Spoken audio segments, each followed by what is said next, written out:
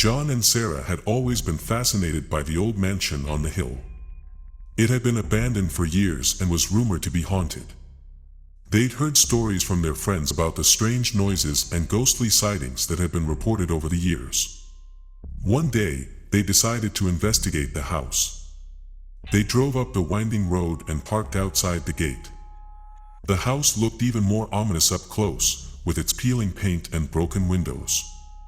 As they approached the front door, they could feel their hearts pounding in their chests.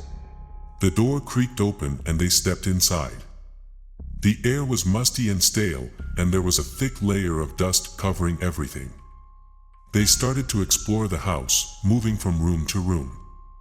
The walls were covered in peeling wallpaper, and the furniture was old and decayed. As they made their way up the stairs to the second floor, they heard a strange noise coming from one of the rooms. They cautiously approached the door, which was slightly ajar.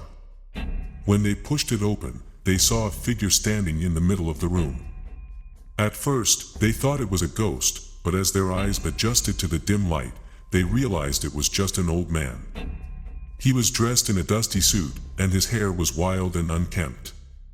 He looked at them with a strange intensity and then disappeared through a door at the far end of the room. John and Sarah were both shaken by the encounter, but they were also excited. They had seen something that nobody else had seen, and they knew they had to investigate further. Over the next few days, they returned to the house again and again. They explored every room, searching for clues about the old man and the history of the house. They found a few old newspapers in one of the rooms, which detailed a tragic story about a family who had lived in the house many years ago.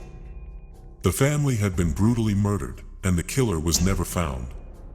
The article mentioned a suspect, a strange old man who had been seen lurking around the property at the time of the murders. The article also mentioned that the old man had disappeared and was never seen again. John and Sarah were intrigued by the story, and they continued their investigation. They started to notice strange things happening in the house. Doors would slam shut on their own, and they heard strange whispering voices in the halls. They started to feel like they were being watched, and they started to become increasingly paranoid. One night, they decided to stay in the house overnight. They set up a makeshift camp in one of the bedrooms and settled in for the night. At first, nothing happened, but as the night wore on, they started to hear strange noises coming from the other side of the room. Suddenly, the door burst open, and the old man stood there, staring at them with his piercing eyes. He looked angry and agitated, and his hair was wild and unkempt. John and Sarah screamed in terror and backed away from the old man. The old man started to move toward them, and they could feel a cold chill spreading through the room. They tried to escape, but the old man was too quick. He cornered them in the room, and they could see his eyes glowing in the dark. Suddenly, the old man disappeared, and they were alone in the room again. They looked around, and they realized that they were standing in a pool of blood. They had been transported back in time, to the night of the murders. They were trapped in the house, and they knew they had to find a way out.